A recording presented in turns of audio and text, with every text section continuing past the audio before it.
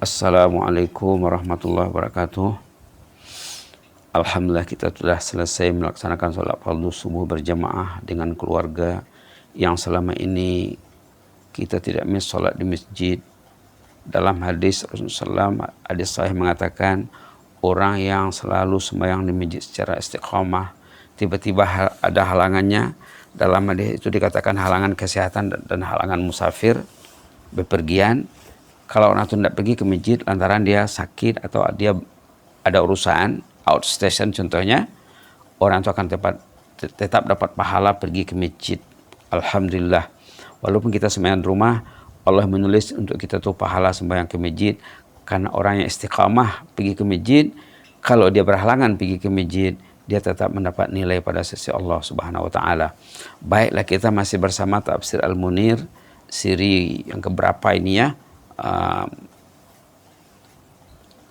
Mungkin ada 2 siri lagi baru habis. Sekarang bersama poin nomor 3 Tafsir Al-Munir karya Profesor Dr. Wahbah Az-Zuhaili rahimahullah. Kita bicarakan poin yang ketiga di antara pedoman hidup dan hukum yang dapat dirumus dari surah Al-Fil. Kita masih bersama surah Al-Fil dalam Tafsir Al-Munir. Kata Profesor Dr. Wahbah Az-Zuhaili rahimahullah, qala al-muallif rahimahullah ba'da naqli kalami ila al-lughah al-malawiyah. Peristiwa itu artinya peristiwa tentara bergajah yang menyerang Mekah yang dihancurkan oleh burung ababil menunjukkan penghormatan Allah terhadap Ka'bah dan kurnia restu Allah kepada orang Quraisy dengan mempertahankan mereka daripada ancaman musuh.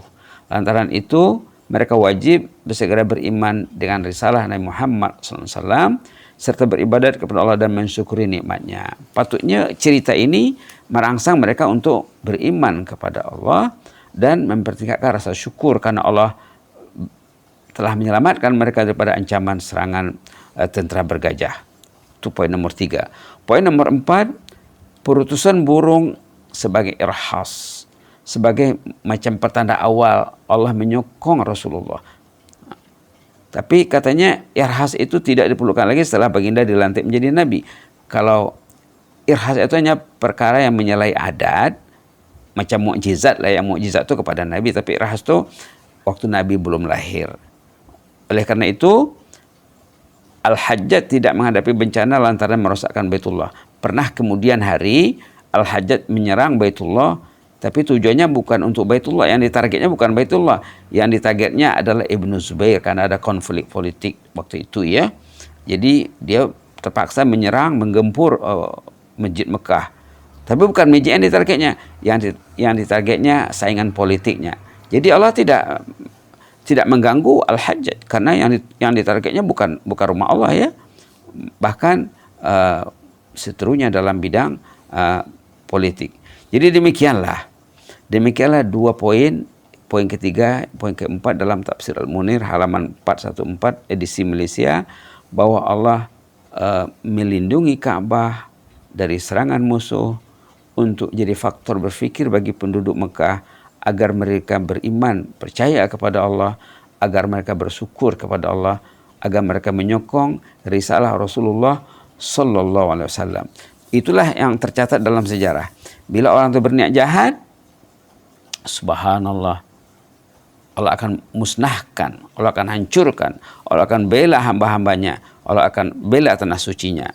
Demikianlah juga kalau kita ingin berbuat baik kepada Allah, Allah akan membantu kita, Allah akan membela kita. Jangan pernah kita ingin berbuat jahat sama siapapun, karena semua kita ini adalah hamba Allah. Katanya dalam hadis itu, manusia ini semua keluarga Allah. Jangan pernah kita berniat jahat kepada orang, kepada siapapun, walaupun orang itu pernah buat silap dengan kita karena memaafkan. Karena kemaafan itu nilainya sangat tinggi sekali. Ada sebut dalam Quran katanya nilai kemaafan itu tidak dapat dikira, tidak dapat dihitung. Hebatnya ya, subhanallah. Katanya di sini wa jazaa'u sayyi'atin sayyi'atum mithluha faman 'afa wa aslaha fa ajruhu 'ala Allah innahu la yuhibbuz zalimin. Ayat surah Asy-Syura halaman 487 ayat nomor 40. Bahwa katanya di sini faman afa wa aslaha fa ajruhu 'ala Allah. Siapa yang memaafkan, ada orang buat jahat dengan dia, lalu berbuat islah, diperbaikinya hubungannya, yang keruh dijernihkan, yang kusut diselesaikan, yang putus dihubung semula. Siapa yang berbuat demikian, fa ajruhu 'ala Allah, ganjarannya adalah untuk Allah. Ganjarannya adalah Allah yang menjamin ganjarannya, itu maksudnya, bukan untuk Allah ya. Allah yang akan menjamin ganjarannya. Artinya apa? Kemaafan itu tidak dapat dinilai betapa besar apanya ganjarannya pada sisi Allah Subhanahu wa taala, tidak dapat dihitung dengan pikiran manusia. Jadi mudah-mudahan kita lanjutkan lagi besok tafsir surah Al-Fil, poin yang kelima, yang pembicaraannya agak panjang sedikit. Mudah-mudahan dalam 2 siri lagi kita akan berakhir dengan surah Al-Fil. Aqulu qouli hadza wa astaghfirullah li wa lakum. Wassalamualaikum warahmatullahi wabarakatuh. Allahumma zidna wa la tanqusna wa akrimna wa la tuhinna wa a'tina wa la tahrimna wa athirna wa la tu'sir alaina wa adina warda'na ya karim. Subhana rabbika rabbil izzati amma yasifuna wa salamun alal mursalin walhamdulillahi amin. Taqabbalallahu minkum inni uhibbukum fillah wa jazakumullahu khairan wa barakallahu fikum.